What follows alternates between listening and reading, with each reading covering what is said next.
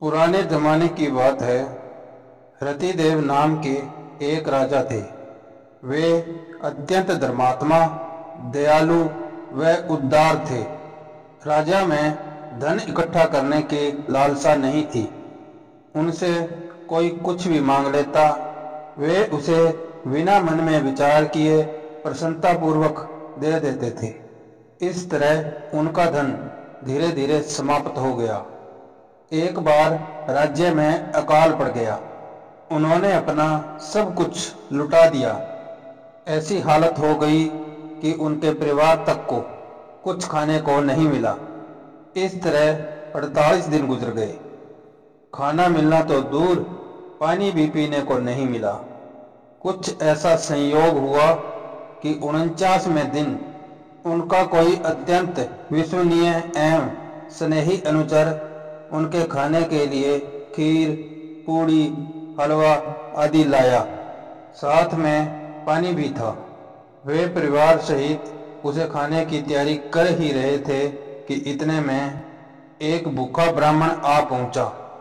उसने रतिदेव से भोजन मांगा। भला यह कैसे हो सकता था कि रतिदेव अतिथि को भोजन नहीं कराते।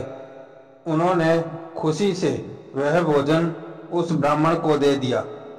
वह शेष भोजन को खाने ही वाले थे। फिर एक याचक भोजन की मांग लेकर आ गया। वह एक शूद्र था। राजा ने बिना आनाकानी किए उसे भी भरपेट भोजन करा दिया। इस तरह आधा भोजन ब्राह्मण और शूद्र को खिलाने में समाप्त हो गया। बचे हुए भोजन को बांटकर खाने की वे तैयारी कर रहे थे कि एक व्यक्ति और आ गया। उसके साथ 2 कुत्ते भी थे। उसने अपने तथा कुत्तों के लिए भोजन की भीख मांगी। बचा हुआ भोजन इतना ही था कि वह व्यक्ति और उसके कुत्ते अपनी भूख मिटा सकें। अब राजा के पास थोड़ा पानी बचा था। उन्होंने उसमें ही संतोष करना चाहा। वे उसे ही मिल बांटकर पी लेना चाहते थे ताकि उनके जीवन की रक्षा हो सके। मगर पानी भी उनके भाग्य में नहीं लिखा था। वे पानी पीना चाह रहे थे कि एक प्यासा आदमी आ गया। वह बहुत उम्मीद लेकर राजा रतिदेव के पास आया था। अपने भूखे और प्यासे होने की बात कहकर उसने राजा से भोजन और पानी मांगा। राजा रतिदेव ने कहा, भाई, भोजन तो समाप्त हो गया है, तुम यह पानी पी लो। राजा रतिदेव हर जीव में भगवान का निवास मानते थे। वे सबका सम्मान करते थे। प्यासे को पानी देते हुए उनके चेहरे पर जरा सी भी सिकन नहीं आई। वे उसे पानी पीता देखकर बहुत प्रसन्न थे, जबकि उन्हें और उनके परिवार को भोजन व पानी मिले हुए 49 दिन हो चुके थे।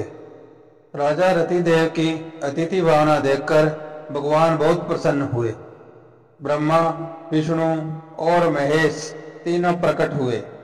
सच्चाई यह थी कि ब्राह्मण, शूद्र और प्यासे आदमी के रूप धारण कर वे ही वहां आए थे। वे उनकी अतिथि भावना की परीक्षा लेना चाहते थे। राजा रतिदेव जीवन की कठोर परीक्षा में भी सफल रहे। इसीलिए तो कहते हैं, ना जाने किस रूप में नारायण मिल जाए। अगर यह कहानी आपको पसंद आई हो तो लाइक, शेयर और सब्सक्राइब करना ना भूलें। धन्यवाद। आपका दिन शुभ हो।